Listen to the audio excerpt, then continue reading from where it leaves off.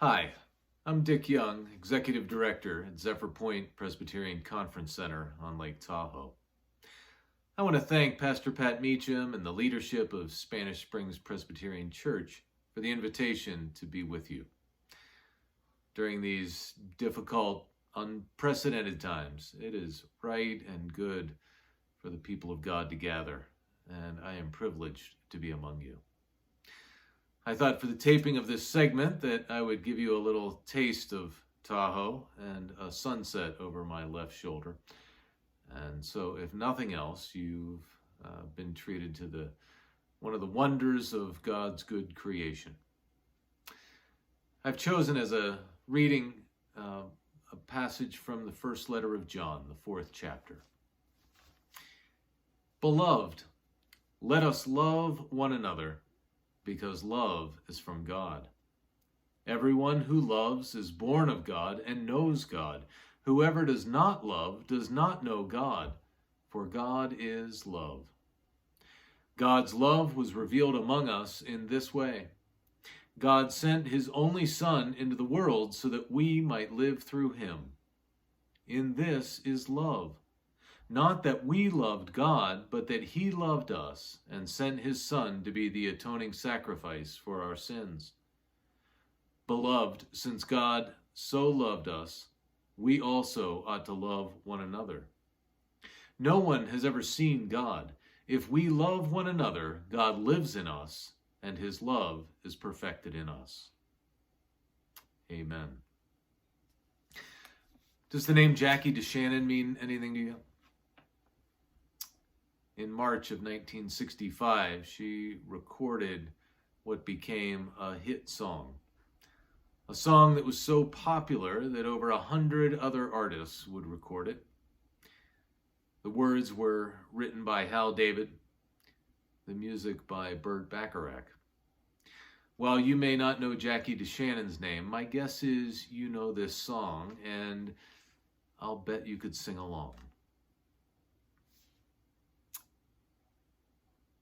What the world needs now is love, sweet love.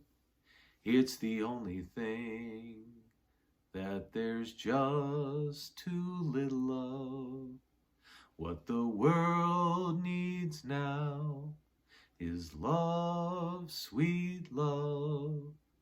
No, not just for some, but for everyone. What the world needs now is love, sweet love. I am amazed how transportable that song is from 1965 to 2020. I want to review for just a minute a few of the things that were going on in the 1960s that inspired Hal David and perhaps inspired Jackie DeShannon to sing so beautifully. The early 1960s, there were demonstrations, marches in Birmingham, Alabama that were violently oppressed, which led to an even larger march in Washington, D.C. In August of that year of 1963, there was the March for Jobs and Freedom, where 250,000 people gathered in front of the Lincoln Memorial to press primarily for racial equality.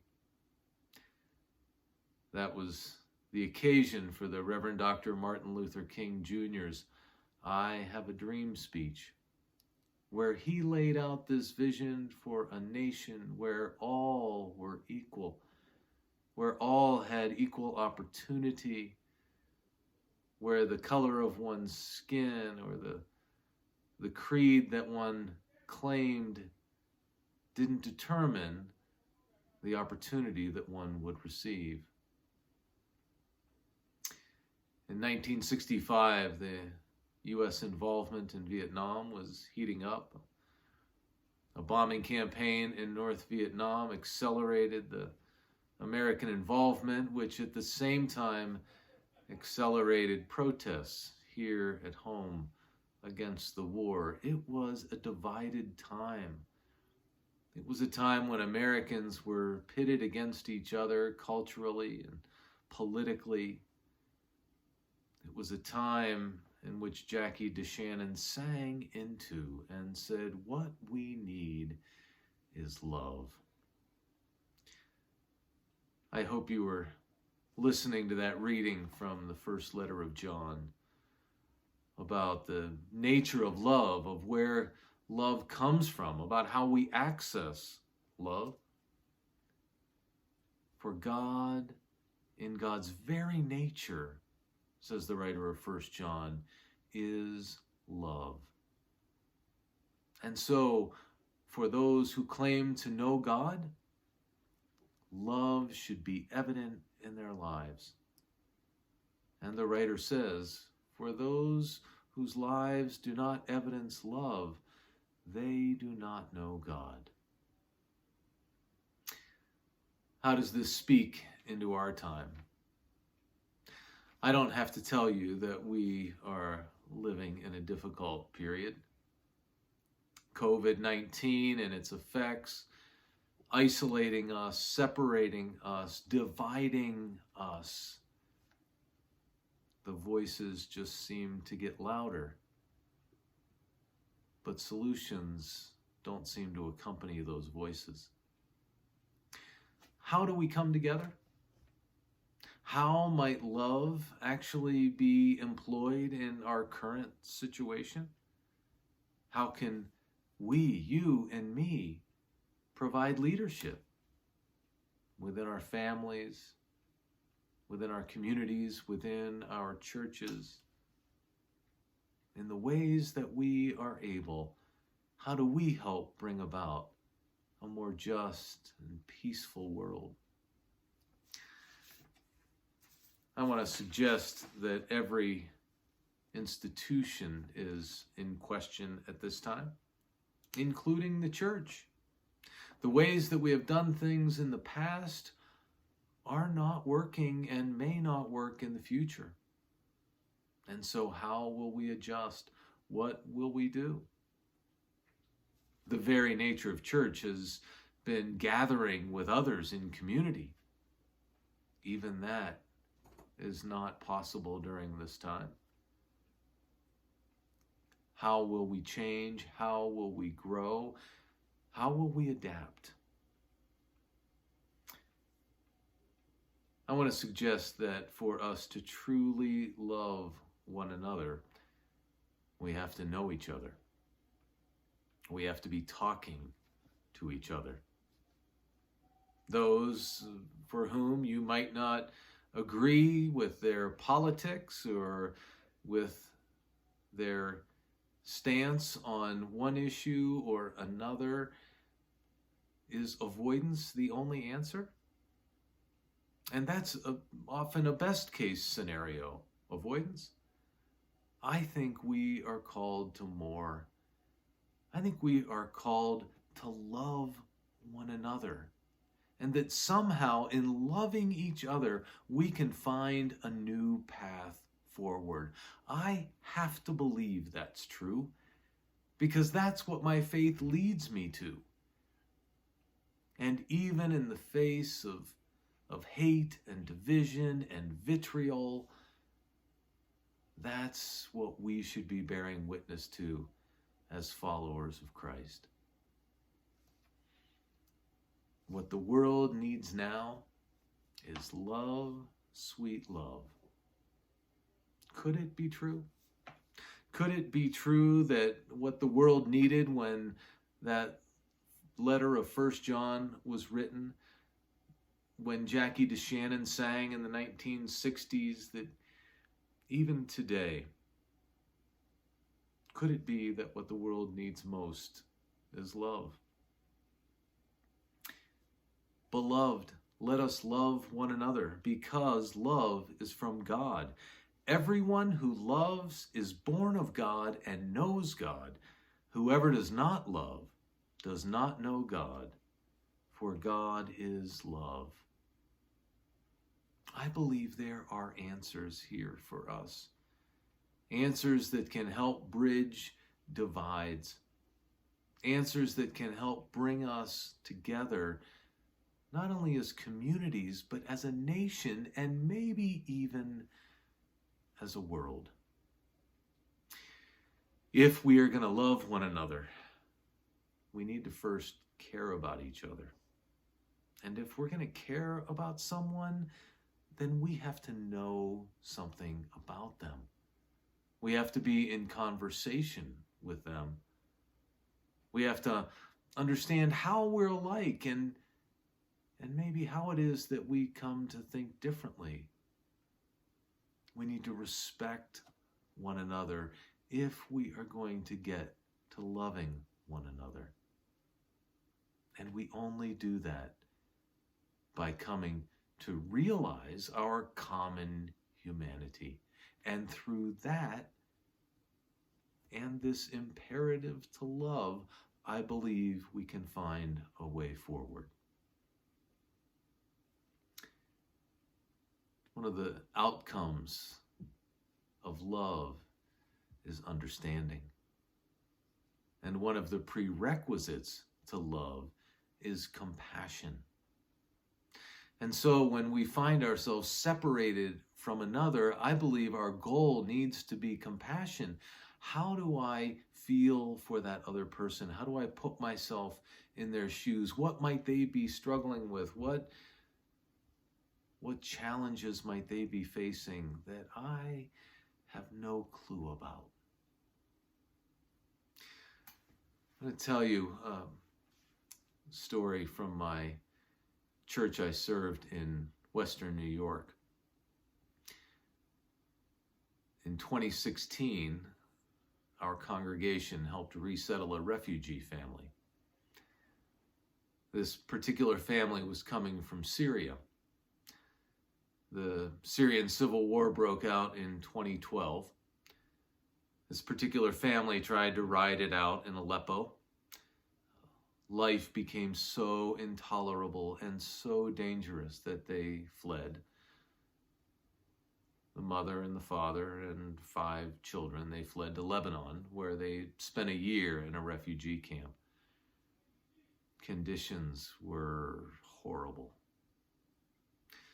After a year, they were able to leave Lebanon and they settled in Jordan, where they were received and lived in another refugee camp. Every month they thought that they would be able to return to their beloved home in Syria, but the situation only got worse, and those months turned into years. And in 2016, they received word that they would be resettled in the United States, and that the city that had been chosen for them was Buffalo, New York. Our congregation partnered with a resettlement agency.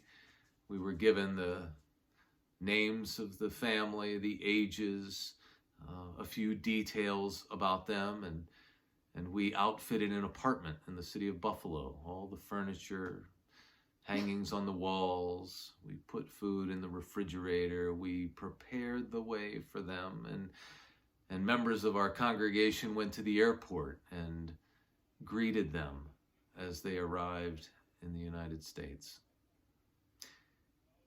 That family faced many challenges. They faced many challenges in the refugee camps and then resettling in the United States. The challenges were honestly no less. Culturally, politically, socially, religiously, it was very difficult. But we stayed in contact with them and provided assistance as we were able and was appropriate. The 2 youngest children, Sarah and Bashar. Sarah, when they resettled, was 13, and Bashar was 16. They had entered into school. Of course, they spoke Arabic. They were Muslim. But they were trying their darndest to excel because they knew that education was the way forward for them. And Sarah, from the very first, told me that Her English was the best in the family, and she was often the spokesperson. And she told me that her goal, her desire in life was to be a doctor. Last month, the second week of June, I got a message from the Catan family, and they were celebrating the graduation from high school of Sarah and Bashar. Not only did Sarah and Bashar graduate from high school, but they were the valedictorian and the salutatorian of their graduating class. Both of them have been accepted into Canisius College, a Jesuit college in Buffalo, and they're both in the pre-med track. And they are making their parents, and should make all of us, so proud.